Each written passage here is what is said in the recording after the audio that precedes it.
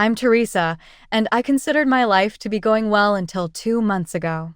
I'm 31 years old, married to Mark for 5 years, and for the past 3 of those years, we've been saving for our own home. In addition to having a respectable amount of change saved up in our joint account, nearly enough for a down payment on a modest home in one of the suburbs, we also rent a modest but pleasant apartment. The dream was that. In any case, I oversee Jensen Corporation, one of those large corporations with glass office buildings and an excessive number of meetings. My staff respects me, and the money is good. Mark is employed by a nearby bank in IT. We've found a comfy pattern, and our schedules work out rather nicely. We always go over to my folks' place for supper on Saturdays. Mom makes too much food every time. Dad's anecdotes about his time working in construction are the same every time. Amber, my younger sister, is also constantly present. I assumed that Amber, 28, who works at a downtown shop, had been unmarried for as long as I could remember. I always thought Amber and I had a close relationship. Growing up, we wore the same clothing, shared secrets, and, even as adults, I still believe that we don't withhold anything from one another. Sometimes she would contact Mark for assistance with tasks around her apartment, such as putting together furniture or repairing a leaking faucet. I never gave it a second consideration. Why would I? He is my spouse, and she is my sister. I had total faith in both of them. 2 months ago, that Saturday seemed like any other. Mom prepared her renowned pot roast. Dad grumbled about the neighbors. Additionally, Amber informed us about a challenging client at the boutique. As we were clearing the table, Amber added, "Oh, by the way, I hate to ask, but my front door lock is acting up. Would you be able to stop over and look at it tomorrow, Mark?" Mark gave me a quick look. I had been longing to visit this farmer's market for weeks, and we had been planning to attend. He said, "Sure, I can help," before I could remind him of our intentions. "That's so great of you," said Amber with a grin and a gentle pat on his arm. I really appreciate it. I forced myself not to be disappointed, reminding him we were going to that farmer's market tomorrow. Amber responded, "Oh, I'm sorry," but her tone didn't exactly fit what she was saying. "I don't want to mess up your plans." My response was, "No, it's fine. You do it for your family, don't you?" Next weekend, the market will also be present. When she added, "You're the best, sis," Amber quickly embraced me. Mark departed early the following morning to assist Amber. Around midday, he texted me to let me know that it could take some time because the lock was more difficult than he had anticipated. I spent the day cleaning the apartment and catching up on some work. He didn't get home until almost dinner time, claiming they'd had to go buy parts and then grab lunch since the repair took so long. I didn't think much of it at the time. That's how much I trusted them both. In the weeks that followed, though, I started noticing changes in Mark. He was constantly on his phone, texting someone with a small smile on his face. When I'd walk into the room, he'd quickly put the phone down or switch apps. He started working late more often. Our conversations became shorter, more distracted. "Is everything okay?" I asked him one night as we were getting ready for bed. "You seem preoccupied lately." "Just work stuff," he said, not meeting my eyes. "We've got this big system migration coming up. It's stressing everyone out."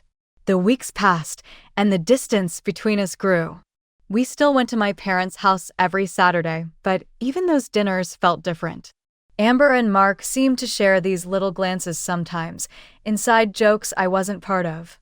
Once, I caught my mom watching them with this strange expression on her face. Not surprise or concern, but something else I couldn't quite place. As Christmas approached, I threw myself into preparations, hoping the holiday spirit would bridge whatever gap had formed in my marriage. Mark and I picked out gifts for everyone together, and I spent hours wrapping them perfectly. I even found this vintage watch for Mark that he'd been eyeing for months, hoping it would remind him of better times. Christmas Day arrived crisp and bright, with a dusting of snow. Mom and Dad's house was decked out in lights and garlands, and the smell of pine and cinnamon filled every room. Relatives I hadn't seen in months milled around with eggnog and wine, catching up and exchanging presents. Mark and I arrived together, but he drifted away from me almost immediately, helping my dad set up the new sound system he'd gotten. I found Amber in the kitchen, arranging cookies on a platter. "Merry Christmas," I said, handing her the small, perfectly wrapped package containing the silver bracelet I had chosen for her. "Oh, thank you," she exclaimed, giving me a tight hug that felt somehow performative. "I have something for you too, but also a surprise for everyone later." She looked almost giddy, her eyes bright with excitement. "What kind of surprise?" I asked. "You'll see," she said with a secretive smile. "I think it's going to change everything." Everyone gathered around the dining table for Christmas dinner. My parents' home felt warm and festive, but something in the air made me uneasy. Amber kept glancing at Mark with this weird little smile, and he looked nervous, constantly adjusting his collar and avoiding my eyes. After Mom served her traditional ham and all the sides, we settled in to eat.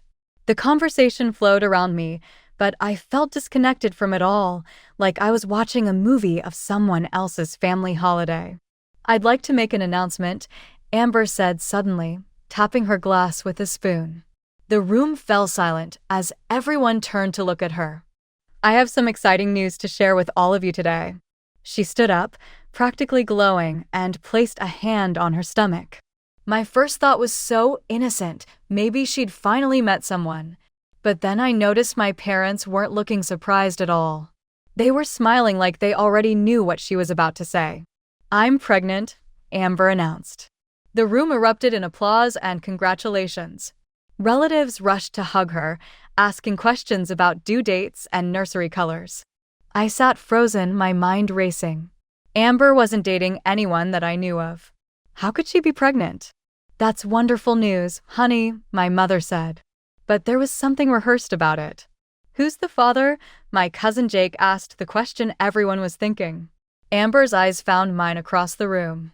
"Well, that's the second part of my announcement," she said, her voice softening. "The father is Mark." The world stopped. I heard the words, but they didn't make sense. "My husband, the father of my sister's baby?" I turned to look at him, waiting for him to laugh, to say it was all a sick joke, but he just sat there staring at his plate. "Mark," I finally managed to say, my voice barely a whisper. He looked up at me then, his face a mask of guilt. "It just happened, Teresa.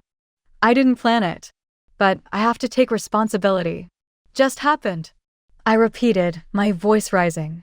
"Things like this don't just happen, Mark." I looked around the table. Everyone was watching us like we were some kind of Christmas drama special. My parents didn't look shocked at all. They knew. They'd known all along. "You're all in on this?" I asked, standing up so quickly my chair fell backward. "My sister and husband are having a baby together, and you all knew about it?" "Teresa, please calm down," my mother said sharply. "Don't make a scene." "Don't make a scene?" I laughed, a horrible sound that didn't feel like it came from me. "My husband got my sister pregnant, and I'm not supposed to make a scene?" "You're overreacting," Amber said. "These things happen. We didn't plan it." "These things happen?" I repeated, incredulous. "No, Amber. Sisters don't sleep with their sisters' husbands. That doesn't just happen." "Don't talk to your sister that way," my father said sternly. "She's going to be a mother. You should be happy for her." I couldn't believe what I was hearing. Happy for her? Are you serious right now? "She's been sleeping with my husband." "Teresa," my mother said in that tone she used when I was a child and had embarrassed her in public, "your sister is giving us a grandchild." This is a blessing. I looked from my mother to my father, to Amber, and finally to Mark. None of them seemed to understand the magnitude of their betrayal. It was like I'd stepped into some alternate universe where loyalty meant nothing. "You're all traitors," I said, grabbing my coat and purse. "Every single one of you." "Don't be so dramatic," Amber called after me as I headed for the door. "You're totally overreacting to this." I slammed the door behind me and sat in my car, tears streaming down my face. My phone showed it was only 3:30 p.m. on Christmas Day, the day that had destroyed my life. I drove back to our apartment, Mark's and mine, in a daze. Once there, I moved on autopilot, pulling out suitcases and throwing in my clothes, toiletries, everything I could think of that was mine. I didn't want to be there when Mark came home. I called my best friend Rachel, praying she'd answer on Christmas Day. "Teresa, what's wrong?" she asked immediately, picking up on the distress in my voice. "Mark's been cheating on me with Amber," I sobbed. "She's pregnant. Can I please stay with you for a few days? I can't be here when he gets back." "Oh my God," Rachel gasped. "Of course you can stay. Come over right now." I thanked her through tears, relieved I had at least one person I could still trust. Rachel welcomed me with open arms and a much-needed glass of wine. I told her everything as we sat in her cozy living room, Christmas movies playing unwatched in the background. "You need a lawyer," she said after hearing the whole story. "I know someone who specializes in family law. I'll call her right after Christmas." "Thank you," I whispered, exhausted from crying. "I can't believe this is happening." "Just remember, none of this is your fault," Rachel said firmly. "They betrayed you, not the other way around." That night, as I lay in Rachel's guest bedroom staring at the ceiling, I wondered how my life had fallen apart so completely in a single day. The people I trusted most had been lying to my face for months. The future I'd planned was gone. The days after Christmas passed in a blur. I stayed in Rachel's guest room, barely eating, checking my phone constantly despite myself. Not a single call or text from Mark, my sister, or my parents. It was like I'd been erased from the family, all because I wouldn't smile and accept their betrayal. True to her word, Rachel connected me with her friend Diane, a no-nonsense divorce lawyer who agreed to meet me the day after New Year's. Her office was minimal and practical, just like her approach. "So your husband impregnated your sister?" Diane said, reviewing my notes. "That certainly makes for a clear-cut case of infidelity. What do I do now?" I asked. "We file for divorce immediately," she said. "You mentioned a joint savings account for a house down payment?" I nodded. "We've been saving for 3 years, almost $75,000. Access that account today and move half into a new account under just your name," she advised. "It's marital property and you're entitled to half. But these situations can get messy fast." I did as she suggested, then had Diane draw up the divorce papers. I opted to have them delivered to our apartment by courier rather than facing Mark myself. I couldn't bear to see him, knowing he'd been sleeping with my sister while planning our future together. A week later, Diane called to say Mark had received the papers and agreed to the terms. No fight, no contest. Part of me was relieved, but another part felt even more betrayed, like our marriage had meant so little to him that he could discard it without a struggle. The divorce proceedings moved forward with surprising speed. Each time I had to attend a meeting, Amber was there holding Mark's hand, her pregnancy beginning to show. She'd smile at me with this infuriating smugness, while Mark could barely meet my eyes. I refused to give them the satisfaction of seeing me upset, maintaining a cold silence throughout. By early March, everything was finalized. Our joint savings was split equally. The lease on the apartment remained in Mark's name. I was officially no longer Teresa Wilson, but Teresa Cardenese again, back to my maiden name. Rachel insisted we go out to celebrate what she called my Independence Day. We went to a nice restaurant downtown, ordered expensive wine, and toasted to new beginnings. "To freedom," Rachel said, raising her glass. "To never making the same mistake twice," I replied. That night, feeling lighter than I had in months, I made a decision. I couldn't stay in the city, surrounded by memories and the constant risk of running into Mark, Amber, or my parents. The next morning, I requested a meeting with my boss at Jensen Corporation. "I need a fresh start," I told him. "Is there any possibility of transferring to another branch?" He seemed surprised but understanding. "As a matter of fact, our Seattle office has been looking for someone with your experience." "Would that be too far?" "Seattle? Nearly 1,000 miles away." I smiled. "Perfect. Not at all. Things moved quickly after that. The Seattle office interviewed me via video call, and within 2 weeks I had an offer letter. The position came with a slight promotion and a salary increase. For the first time since Christmas, I felt hopeful. I was packing up my things at Rachel's when my phone rang with my mother's number. I almost didn't answer, but curiosity got the better of me. "Teresa, it's Mom," she said when I picked up, her voice simultaneously stern and placating. "I've just heard from Caroline that you're moving away." Of course, news traveled fast through my parents' friends' circle. "That's right," I replied coolly. "And you weren't going to tell us?" "We're your family, Teresa." I almost laughed at the audacity. "Are you? You didn't act like family when you sided with Amber and Mark after they betrayed me." "You're being childish," she scolded. "These things happen. Family means accepting each other through good times and bad." "No, Mom. Family means not sleeping with your sister's husband." She sighed dramatically. "Well, regardless of how you feel, you should know your sister is getting married in 2 months. She wants you to be her bridesmaid." This time I did laugh a sharp, bitter sound. "You can't be serious." "Of course I'm serious. It would mean so much to her. You need to rise above this pettiness, Teresa. Be the bigger person." In that moment, I realized my mother would never see the situation from my perspective. In her mind, I was the one being unreasonable. "I'm not coming to any wedding," I said firmly.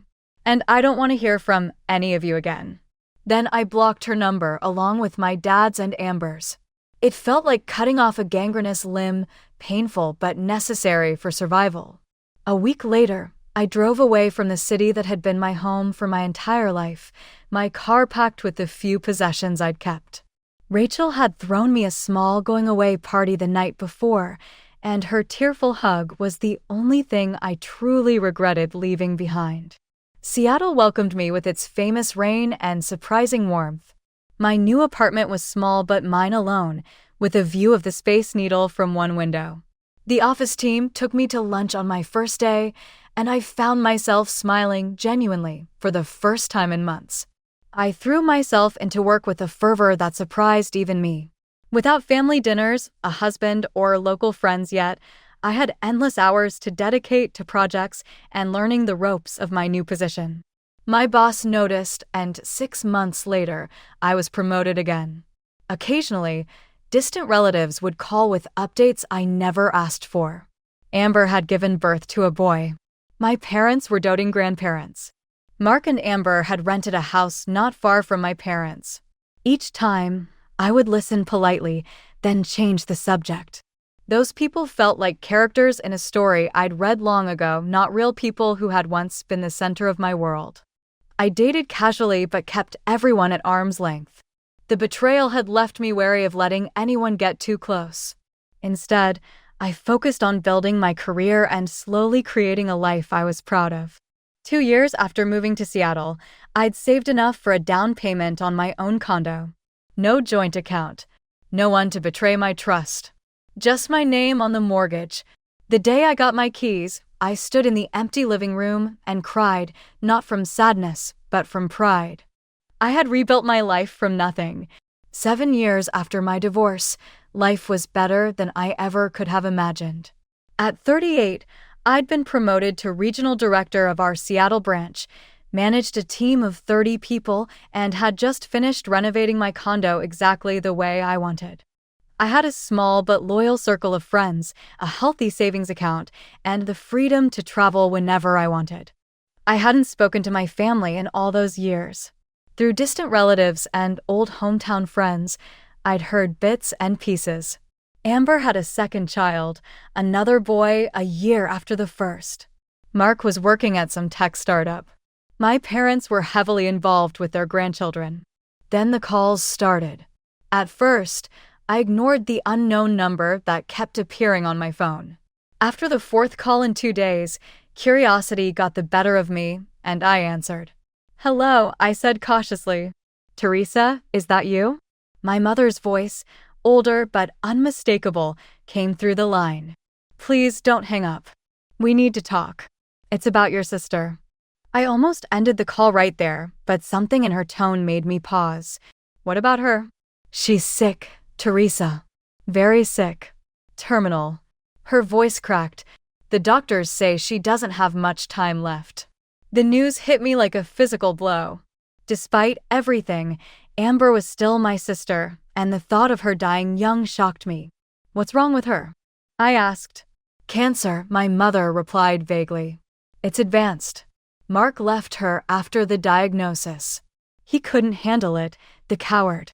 Your father and I are taking care of the boys now. An uneasy feeling crept over me. Why are you calling me now after all these years? My mother hesitated. We need your help, Teresa. Your father and I are getting older. We were hoping you might consider adopting your nephews. I was speechless. After 7 years of silence, this was why they reached out? You want me to adopt my sister's children? The children she had with my ex-husband. I finally managed to say, I knew you'd react this way, my mother sighed. You've always been so unforgiving, Teresa. So vindictive. Her words stung. Despite everything, I'm not being vindictive. I'm being realistic. You can't possibly expect me to uproot my life to raise my sister's children with my ex-husband. Well, my mother said after a pause, if you won't adopt them, the least you could do is provide financial support. We're struggling, Teresa. Your sister's medical bills, the boys' needs. If you could send $1,500 each month, it would make a world of difference. And there was the real reason for the call. I need to think about this, I said cautiously. I'll call you back. I hung up and immediately called my Aunt Linda, my father's sister, who had always been kind to me. Aunt Linda, is Amber really terminally ill? I asked without preamble. Teresa. Oh, it's so good to hear your voice, she said warmly. About Amber, well, she and Mark did divorce, and she hasn't been seen much lately. Your mother's been telling everyone Amber is very ill, but I haven't seen her myself. That wasn't exactly confirmation. I thanked her and made a call I never thought I'd make again, to Mark. He answered on the second ring. Teresa? Is that really you? It's me, I confirmed. I need to ask you something important. Is Amber terminally ill? Terminally ill? He sounded genuinely confused. No, not that I know of. We divorced because she refused to get a job, was spending all our money, and started drinking heavily. Her health problem is alcoholism, not cancer. I closed my eyes, anger and relief mixing strangely in my chest. My mother just called saying Amber was dying, that you left her because of her diagnosis, and that they need money for her medical bills and the boys. Mark was quiet for a while. That is wholly untrue. She won't work, therefore your parents are providing for her financially. However, there isn't a fatal sickness. I was about to end the call when I added, thank you for telling me the truth. Mark said, Teresa, wait, in a hurry. You've been on my mind a lot. I committed the greatest error of my life. We may give it another go now that. No, I interrupted him, smiling in spite of myself. Mark, that will never occur. Goodbye. With this new knowledge, I sat with my suspicions validated. My family was using a fictitious fatal sickness as leverage in an attempt to coerce me into paying them money.